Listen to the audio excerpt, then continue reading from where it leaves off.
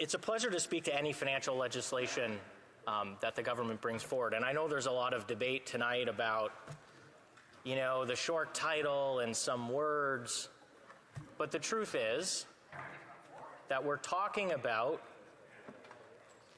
a bill that is going to increase the energy costs for Canadians. And what do I mean? In C-59, the Eiffel restrictions will impose an additional cost on public utilities in this country. And we had witness testimony at the Finance Committee from a public utility in Nova Scotia that said this bill will directly increase the energy costs of ratepayers in Nova Scotia. So I understand that it may be inconvenient for the government or for other parties who support the government, that Conservatives are doing their diligence and taking their time and looking at ways to slow this legislation down because it is increasing the costs of energy on Canadians at a time when they can least afford it.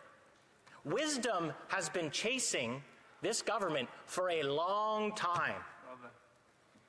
It just hasn't caught up with it yet. How is it possible that in an affordability crisis, the government thinks that it makes sense to introduce tax legislation that will directly increase the cost of energy to certain Canadians in this country, in particular Nova Scotia, at a time when Canadians are facing an affordability crisis? The government's stated policy objective is to make energy more expensive. We are the only country on the planet who has increased the cost of energy through direct carbon tax increases, and now also through an indirect increase through increasing or imposing additional taxes on public utilities, which is commonly referred to as the Eiffel restrictions. So, Madam Chair, it's with great pleasure that I speak on this bill tonight, especially on the short title. I think we could think of many better titles for this bill, including "The Government of Canada wants you to pay more." "The Government of Canada doesn't think you pay enough for energy." "The Government of Canada is just out of ideas." Those would be far better titles for the bill, Mr. Speaker. It's great to see you in the chair this evening. We'll be speaking later on a point of privilege, I suspect. There was some competition provisions in this bill, which also raised some concern. Now, the government has made very significant and substantive changes to competition policy in the last 3 budget bills. Each time, interestingly enough, the government says, these provisions are the provisions that are monumental, never seen before have we made these great changes to the competition policy, only to a few months later bring in some more changes.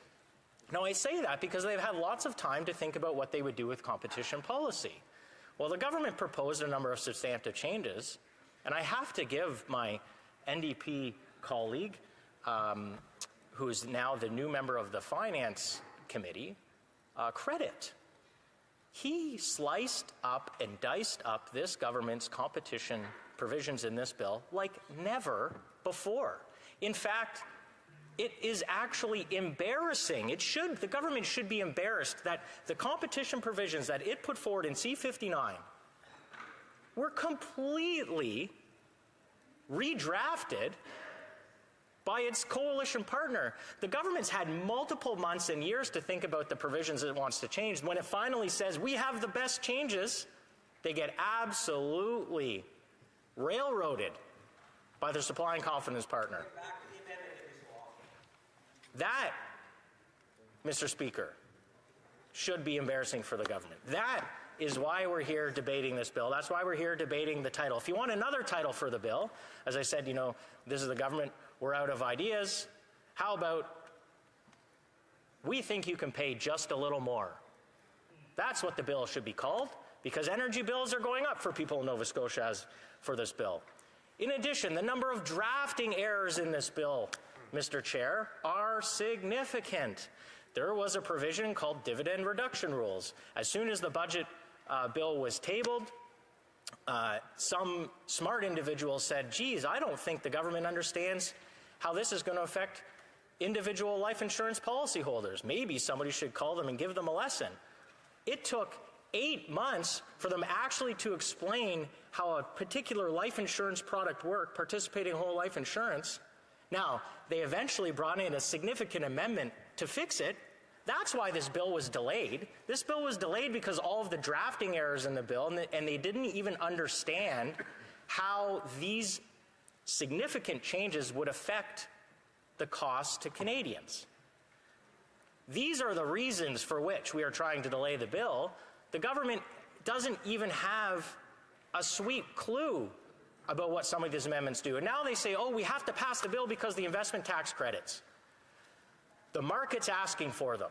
Well, guess what? We can pass the bill tonight if the government wants, and no one can use the investment tax credits because the CRA and Natural Resources Canada still haven't put out the required guidance that will be required for companies to take advantage of the investment tax credits. If the government was so serious about getting this bill passed, they would have all of their homework done, and they don't.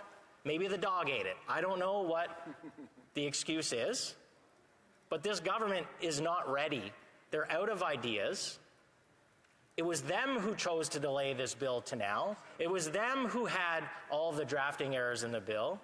It is them who's decided to make energy more expensive in this bill. They tried to make, indirectly, life insurance products more expensive in this bill, but realized 5 million Canadians would have to pay more for their life insurance product because they were trying to find revenue somewhere and tax the big banks more and tax financial institutions more, not realizing that those costs for that product are passed directly to consumers. So I'm very, very pleased to speak against the short title of this bill if it means that we can keep energy costs lower for some Canadians just a little bit longer.